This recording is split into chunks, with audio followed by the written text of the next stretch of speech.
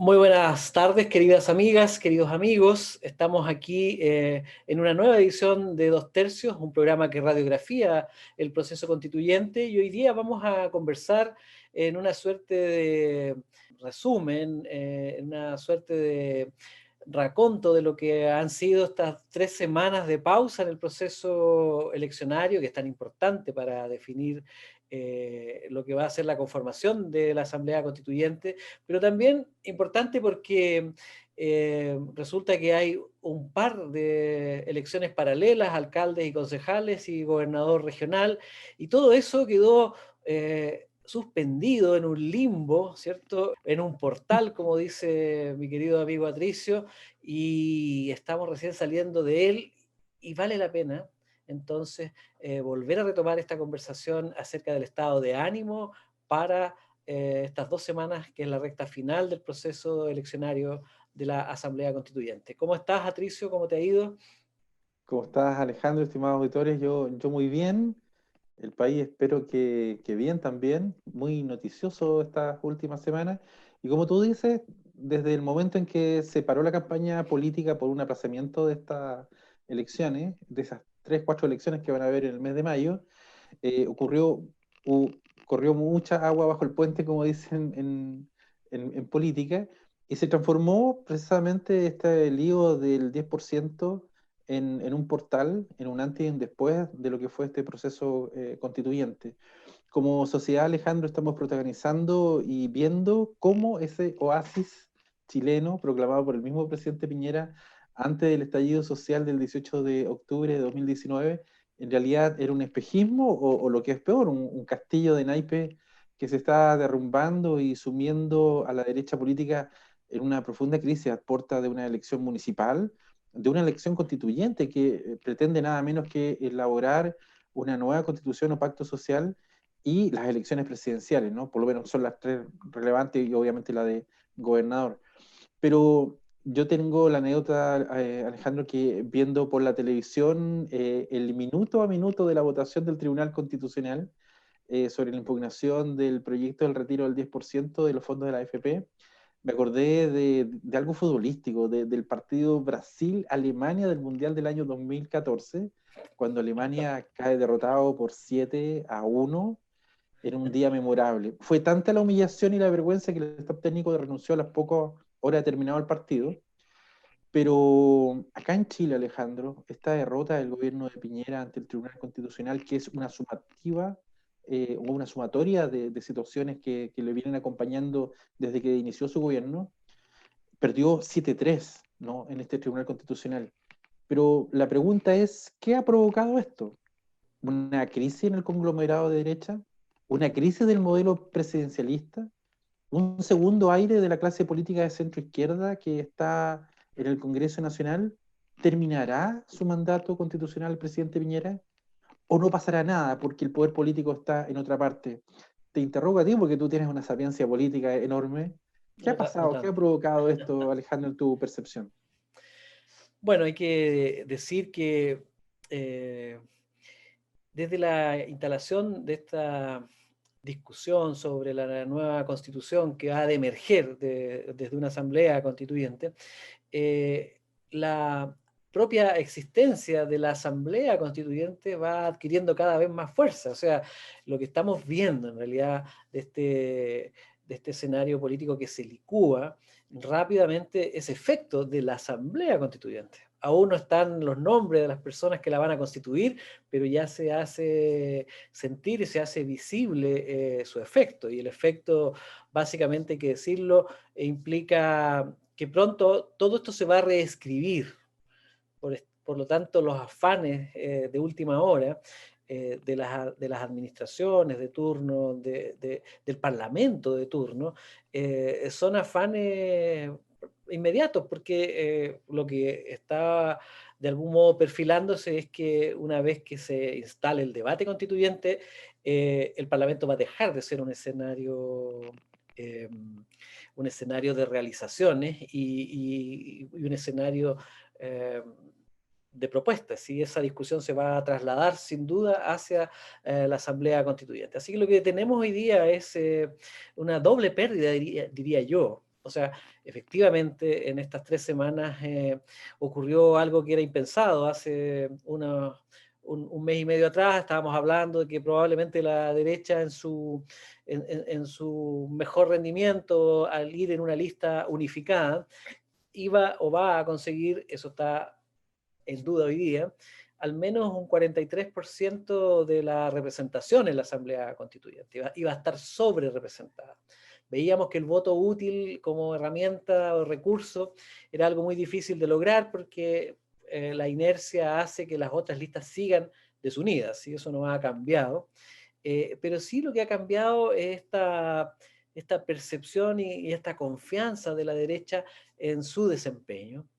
La pérdida y la derrota del gobierno en la discusión del retiro, del tercer retiro del 10%, ha golpeado la línea, por debajo de la línea de flotación, esta idea y fortaleza y ventaja que habían logrado en torno a la unidad, porque lo que quedó en duda y seriamente dañado es que se bajaron muchos actores del barco del gobierno. O sea, la barca del gobierno empieza a quedar cada vez más despoblada, y la votación en la Cámara Baja y en la Cámara Alta dieron cuenta de eso. O sea, eh, y, y por el otro lado, yo creo que no es bueno sacar cuentas alegres, porque la oposición, si bien es cierto, hoy día aparece como muy fuerte, como una opción de un parlamento que prácticamente gobierna, y por lo tanto aparece con una imagen de fuerza, pero la verdad es que no ha ganado nada. Porque, eh, porque aquí empiezan los verdaderos problemas. Vamos a suponer que que la oposición ganó este gallito y venció al gobierno 7-1, como tú decías, en una derrota apabullante. Bueno, entonces quiere decir que la oposición puede gobernar entonces.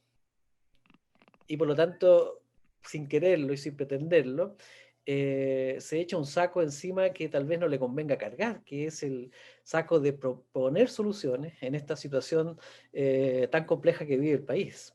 Y por supuesto que la solución no es el 10%, porque sigamos, sigamos el hilo de las conversaciones que hemos traído hasta aquí, es la solución más neoliberal que yo he visto, Claro que sí. cuando en realidad con la plata de cada uno de los chilenos se resuelven los problemas públicos, ¿cierto? Pero bueno, dijimos y advertimos que estamos en la época de las imposturas, y esto sin duda es una impostura. Por lo tanto, yo, para cerrar este punto, Patricio, creo que la derrota de Piñera abre una enorme responsabilidad para la oposición.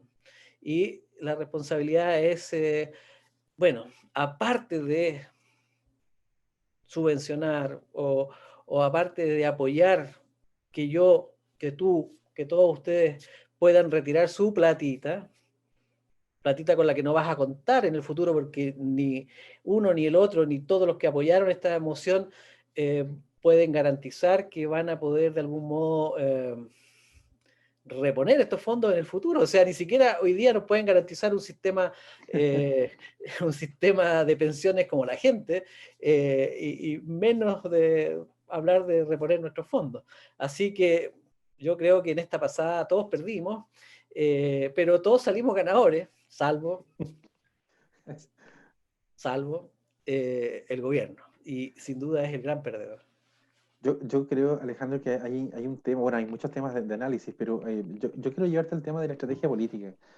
Desde el punto de vista de la estrategia política, hemos visto cómo muchos reconocidos políticos de derecha, de alguna forma, se han desmarcado de la figura presidencial. Por ejemplo, Iván Moreira, un evangélico converso, un hombre temeroso del juicio de Dios, terminó apoyando los 3 retiros del 10%. Mario Desbordes practica una derecha social. Ignacio Briones, el ex ministro de Hacienda, abraza como hueso santo el neoliberalismo. Lavín y Matei toman palco como viendo esa famosa película Hombre Muerto Caminando. Sebastián Sichel tiene una fe por estos días con el empresariado, que lo ve como el mesías de la nueva realidad. Manolo Sandón está a la guaite como hombre de campo, y José Antonio Caz está saliendo del impacto de haber tenido coronavirus. Pero está instalada la sensación, por lo menos en el mundo político y en la ciudadanía, que la derecha debe hacer un sacrificio, estoy hablando metafóricamente, ¿no? Ofrecer a Piñera a los dioses del electorado, como ocurría en las antiguas culturas, ¿no? Se ofrecen sacrificios. Ofrecer a los dioses, Piñera, si quieren tener algo de posibilidad de gobernabilidad y chance en las municipales y constituyentes y presidenciales, ¿tú crees que va a ocurrir eso con la figura política de Piñera? Bueno, sin duda se necesita para exorcizar esta situación un chivo expiatorio. Y probablemente eh, el chivo va a ser eh, la existencia de un gobierno conservado en alcanfor durante los meses que le restan, es decir, un cuerpo sin alma, eh, una musculatura sin voluntad, algo que nos permita resolver otro gran problema que se ha creado, porque la discusión hoy día es qué tan lejos podemos ir los demócratas en torno a agudizar esta crisis.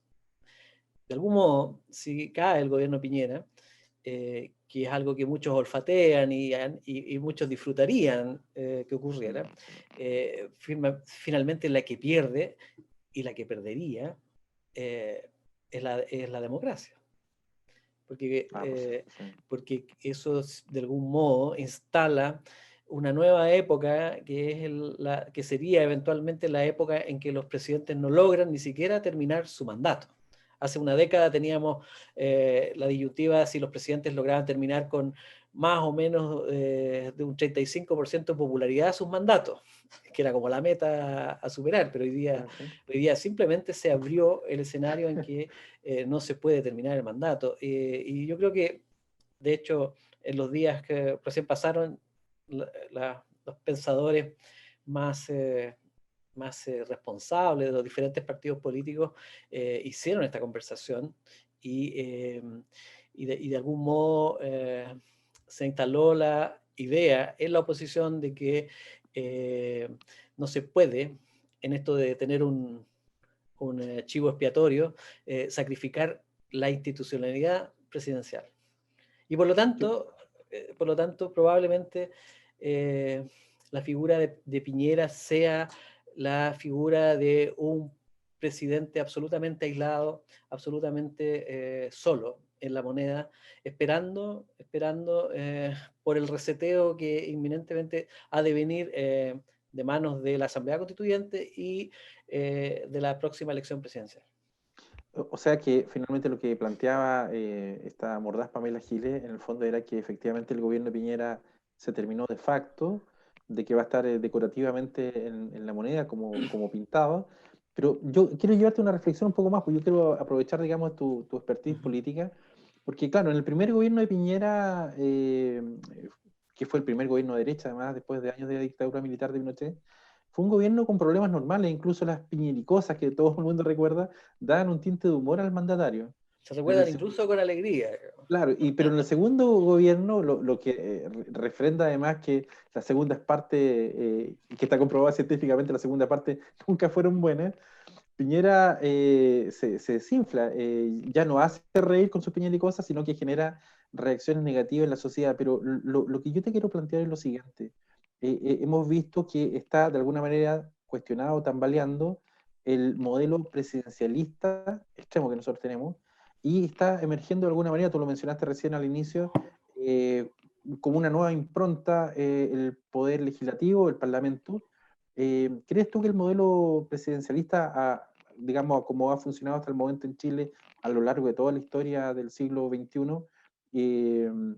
colapsó ya o hay que reformarlo?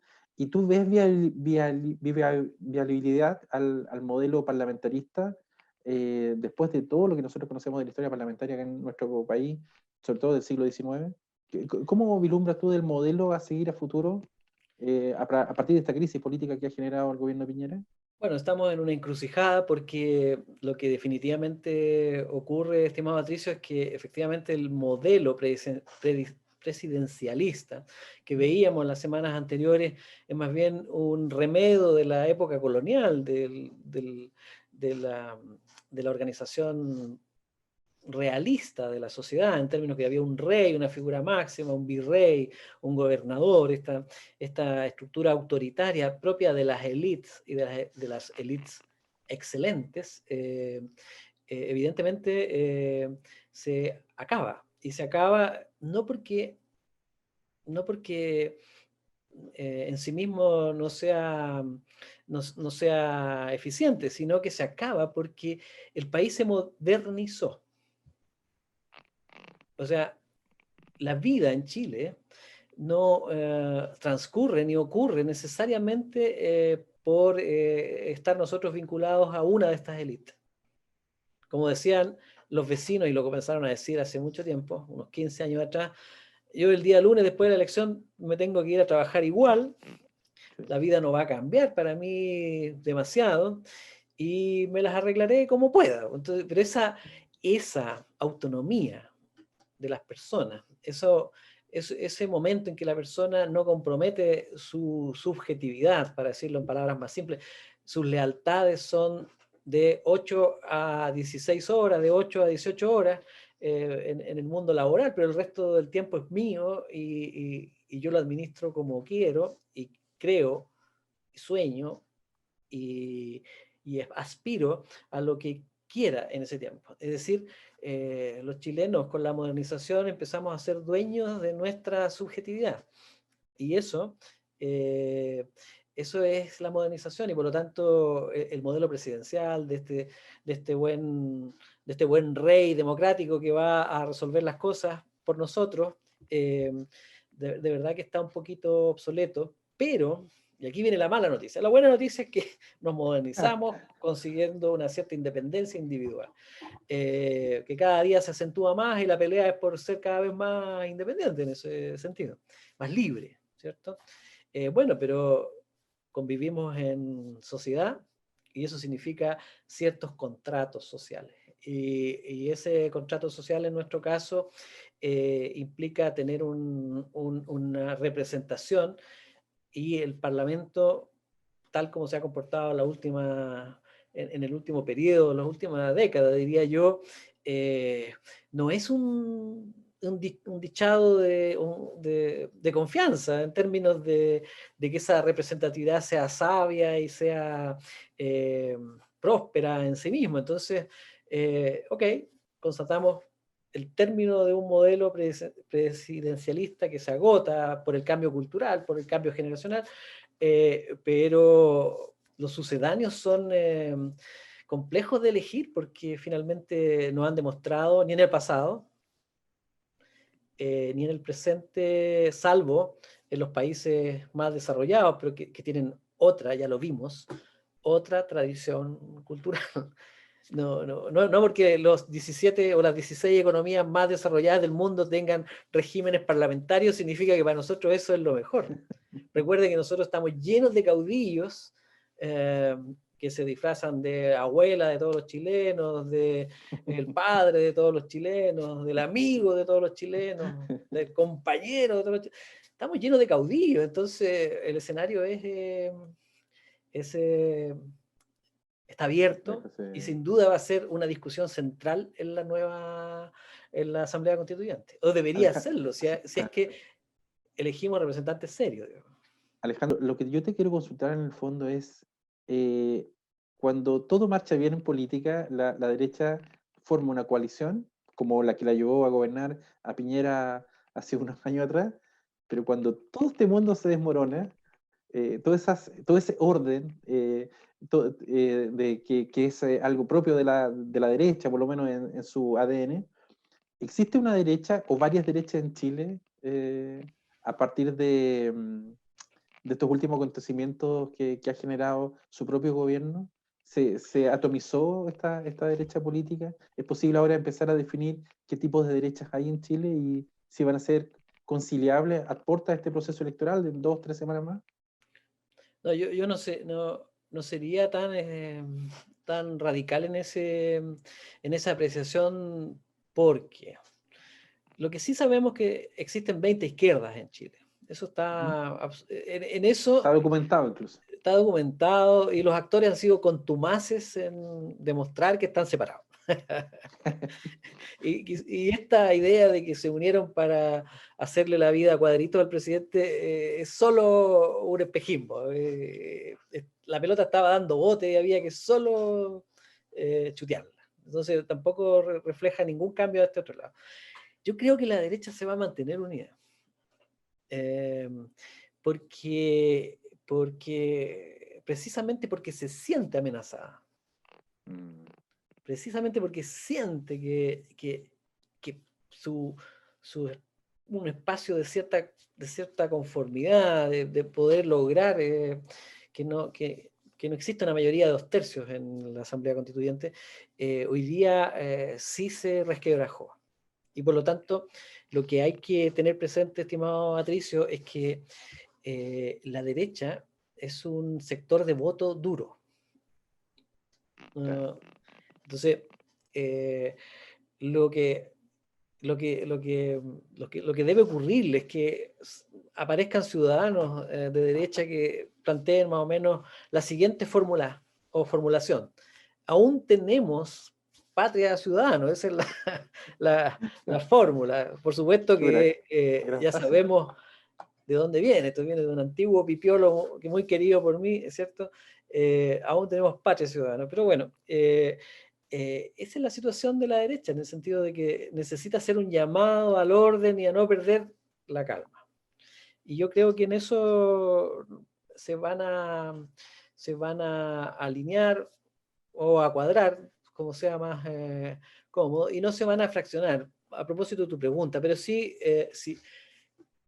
si ocurriera el peor escenario en la elección constituyente, yo creo que sí la fragmentación se va a comenzar a producir.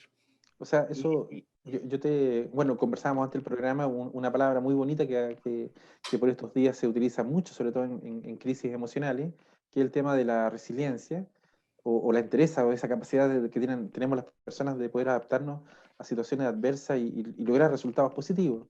Entonces, yo me preguntaba antes de este programa, y te lo pregunto a ti también, nuestra derecha política, lo que conocemos en sus virtudes y debilidades, ¿tiene resiliencia política como para aguantar este chaparrón que de alguna manera, a pesar de tener un voto duro y una cantidad no menor de electores, que así se ha demostrado, pero tiene resiliencia política la derecha política en este momento como para enfrentar un chaparrón tan fuerte como que la gente haya dejado de creer en un gobierno que prometió muchas cosas y que finalmente no logró nada? Yo creo que sí, porque finalmente los dos gobiernos de Piñera fueron una rareza histórica. Si Sí, uno lo mira bien, fueron una excepción, y una excepción que se produjo gracias a la manera absolutamente desbocada con que se condujeron los gobiernos de la concertación y la nueva mayoría, y su relación con la oposición, no con la oposición, con los posibles socios de ese entonces. O sea, estos gobiernos de derecha surgieron fundamentalmente porque los otros gobiernos demostraron ser absolutamente poco confiables en términos de expectativas, ¿cierto? Suena duro decirlo, yo en eso no, ni siquiera me estoy desmarcando. Siempre fui muy crítico de lo que se hacía en la concertación. Incluso hay unos artículos que hoy día recuerdo y que hay que desempolvar, porque esto que estamos viviendo hoy día, de algún modo, ya era previsible hace 5, 8 años atrás. O sea, si revisásemos esos artículos, recuerdo muy bien que se llama Sic Transit Gloria Mundi, que está por ahí en internet, que escribí hace por lo menos 6 años atrás. Este escenario estaba cantado. O sea, el arte de hacer las cosas mal. ¿Por qué las cosas se hacen mal? ¿Por qué vas al tribunal pensando que vas a ganar y pierdes 7-0? Eso tiene una explicación. Eso tiene una explicación. Pero el presente que vivimos y que gozamos y que disfrutamos se jugó todo en el pasado. O sea, y eso de algún modo está. Yo creo que la derecha sí tiene capacidad de recuperarse. porque entre otras cosas esto para ellos era un verano de San Juan, una linda oportunidad que la vida le dio gracias a la impericia de otros, pero en el fondo la vocación es conservar. Y todos saben que el atrincherarse y defenderse siempre es una muy buena forma de atacar. Y por lo tanto, yo creo que en ese sentido, eh, la, lo, que, lo, que, lo que le queda a la derecha chilena en estos 15 días es asegurar su tercio en la Asamblea Constituyente. Las campañas, y ya para ir cerrando, estimado Patricio, las campañas se diluyeron en este portal límbico en el que entramos en las últimas 3 semanas. Estaban absolutamente desinfladas. Tú decías que eh, la gente ya se había gastado hasta los últimos cartuchos en la, en la, en la refriega, ¿cierto? Claro, sí. El 10% va a llegar muy tarde para darle un alivio a la inversión, o para inyectarle más energía financiera a las campañas, pero más de algunos se van a encalillar con su 10% para quemar los últimos cartuchos en estas 2 semanas que quedan. Alejandro, yo sé que nos quedan pocos minutos, pero no quisiera terminar el programa sin antes preguntarte dos cosas. Yo, cuando redactábamos parte de la pauta, digamos, de este programa, y lo primero que hicimos es que nos llenamos de muchas preguntas. Yo tengo dos preguntas que ojalá pudieras darle alguna vuelta y dar tu opinión. La primera es que, como reflexión, si fue la porfía de Piñera y su rasgo especulador lo que puso finalmente en jaque a la derecha política. Y la segunda pregunta que te planteo es si, y esto a raíz de que tú eres una persona que tiene una experticia política, en este momento, ¿qué negocian por estos días los partidos políticos de izquierda con la derecha en esta crisis que se ha generado? No sé si gobernabilidad, pero sí de alguna manera que está afectando la conducción de la presidencia de la República y que todavía quedan bastantes meses como para que termine su mandato constitucional. ¿Se está negociando algo por estos días entre los partidos políticos de la centroizquierda con la derecha para salir airoso en esta crisis? Y Muy lo bien. primero que te preguntaba, ¿lo traicionó al presidente Piñera esa porfía y ese rasgo especulador que forma parte de su, digamos, historia, digamos, económica y personal y profesional? O sea, sin duda al presidente Piñera lo ha traicionado, lo que ha traicionado a toda la élite política, de derecha, de centro y de izquierda. Y es la soberbia reforzada por círculos absolutamente obsecuentes, muy poco capaces políticamente, pero muy barreros y buenos para aplaudir, gesticular, ¿cierto? Y crear esta sensación de, de adoración en torno a los líderes que deben conducir el mundo terrenal, como si de santidades se tratara. Entonces, eso es lo que terminó hundiendo a la política de estas 3 décadas, esta poca capacidad para aceptar la crítica como una herramienta de corrección. Y Piñera terminó rodeándose de gente que solo le dice que lo hace maravillosamente bien y que no tiene la suficiente fortaleza para decirle que lo está haciendo mal. Lo mismo que le ocurrió a muchos de los líderes de la propia nueva mayoría y lo que le está ocurriendo a los líderes de la izquierda hoy día, que prácticamente son microempresas familiares de gestión política. Entonces, ahí los asesores, hay que ver la lista de quiénes asesoran o quiénes son los delfines de quién para darse cuenta que es la endogamia absoluta. Bueno, en ese sentido, decir, terminar con esto, estimado Patricio, que sin duda esto le habría pasado a cualquier otro líder. Tal vez las anécdotas, tal vez las circunstancias específicas se habrían escrito de otra manera, no habría sido el 10%, pero habría sido cualquier otra cosa que había terminado llamándose Gate, ¿cierto? Un caso Gate cualquiera, pero había pasado. Así que, estimado Patricio, tenemos que despedirnos, decir que Sí. la situación está muy interesante. La Muy expectante Asamblea todo, sí. Constituyente está, de algún modo, como si fuera un campo gravitacional muy fuerte, está